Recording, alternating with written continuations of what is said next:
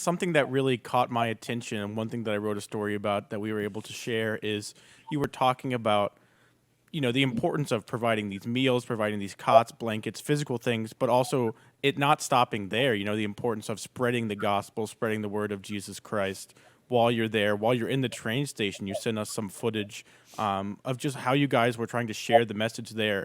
How has that experience kind of been? What have you been able to do as far as sharing the gospel with these refugees who are coming in?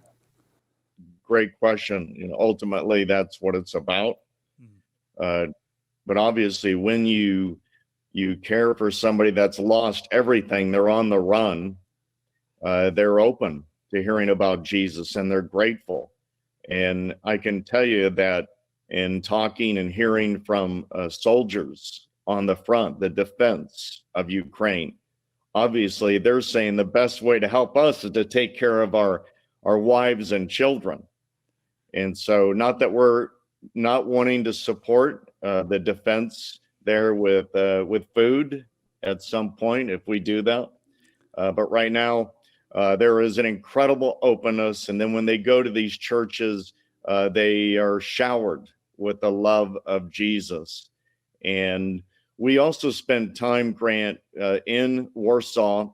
And I know you have pictures of it, videos of interviewing people that are trying to take their money out of the bank or get at least 20 cents on the dollar. And those stories are pretty amazing that we were able to capture, and heroic. I mean, 3-4 days, they would get on the train and they would have all their belongings, and it'd be so tight that people on the train would shove their suitcases out the window. And so here they are arriving in Poland. In Poland, what an incredible country. Yes. I mean, talking about the gift of compassion and hospitality, you're talking about 1.7 million thus far. We know it could eclipse 3 million. Look at the population of Warsaw. It's only like 1.8, 1.9. Can you imagine doubling in your population overnight? Yeah. They are amazing people that need to be saluted.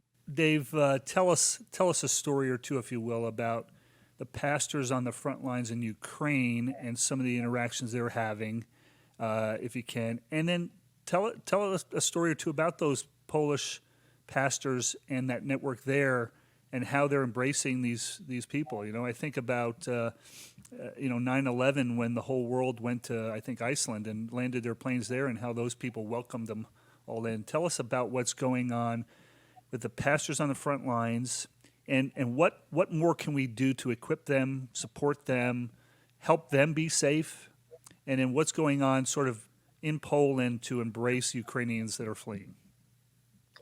It's a great question.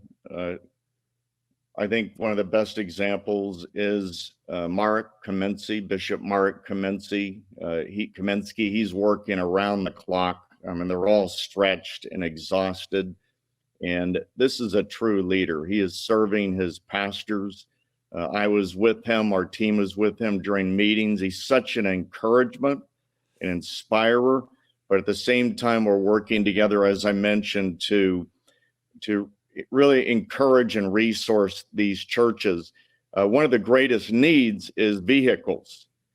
We have been trying to evacuate women using cars. It's too slow, and if they have luggage, it's just so encumbering. So we have purchased a fleet of vans. It costs like $22,000 each, and we stepped out in faith to buy those vans. They're critical. We've got to have vans on the borders at these crossings to when these women cross over and their children, we've got to be there to greet them, get them to a safe house, and they can't linger. They can't. I want your listeners to hear this. They cannot linger at that border. It's critical, severe, life and death. So we are stepping out to purchase these vans. I can tell you, I wired $100,000 yesterday to buy more vans, and that way we can use it for transportation, evacuation, but also we can get our food and emergency supplies to these churches that are becoming relief centers.